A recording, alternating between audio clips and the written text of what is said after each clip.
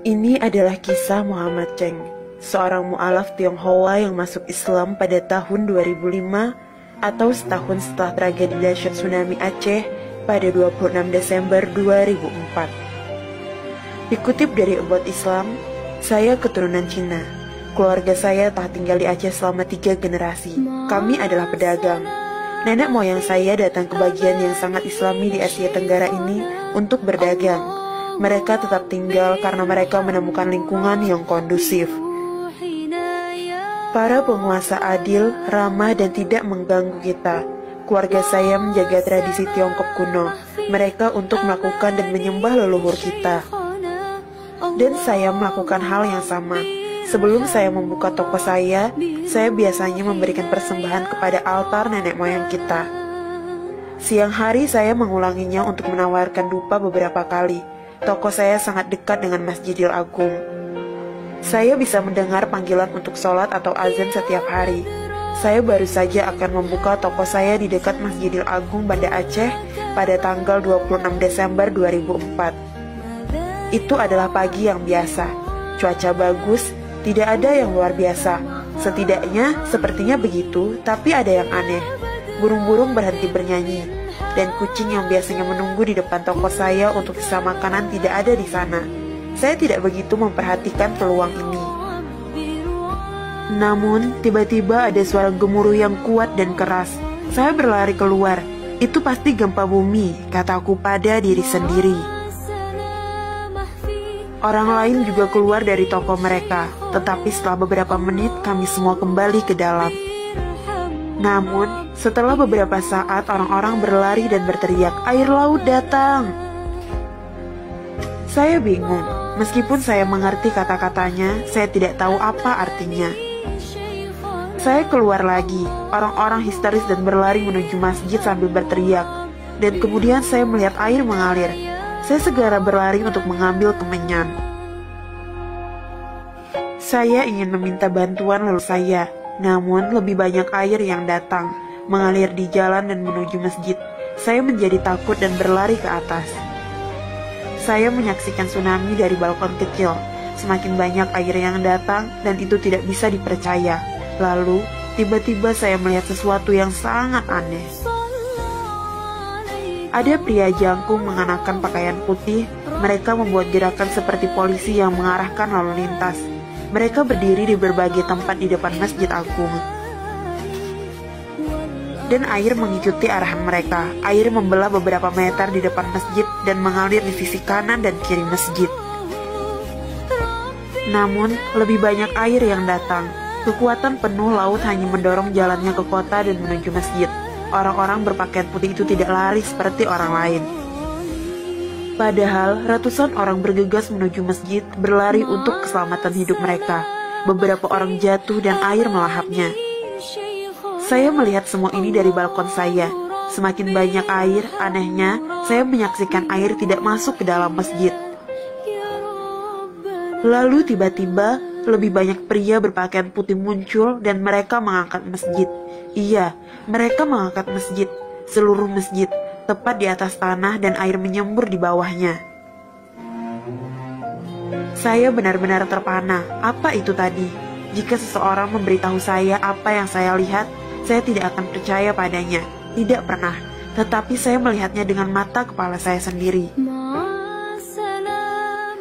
Tuhan betul-betul melindungi masjid ini, kataku dalam hati lagi dan lagi. Beberapa minggu setelah bencana tsunami yang mengerikan ini, saya mendorong diri saya untuk menceritakan apa yang saya lihat kepada penjaga toko muslim di sebelah toko saya. Dia menyarankan saya untuk menemui imam masjid. Saya berjalan ke arah masjid dengan ragu-ragu. Ini adalah pertama kalinya dalam hidup saya untuk memasuki komplek masjid. Meskipun pada dasarnya saya telah tinggal di sebelahnya di sepanjang hidup saya.